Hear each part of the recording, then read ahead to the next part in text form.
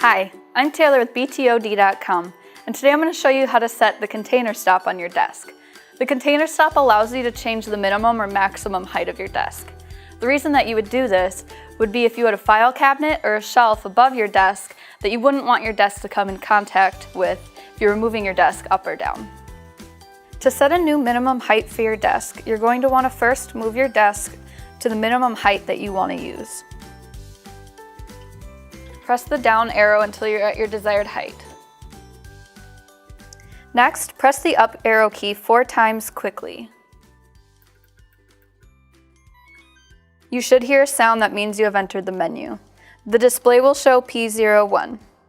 Press the up arrow to reach P06 for adjusting your lower height limit. Press the memory 1 key to store the selected limit. Your new minimum height limit is now set. To set a new maximum height for your desk, move your desk up to your desired height.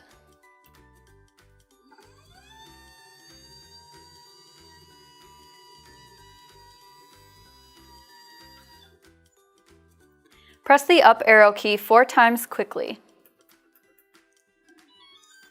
This sound means you have entered the menu.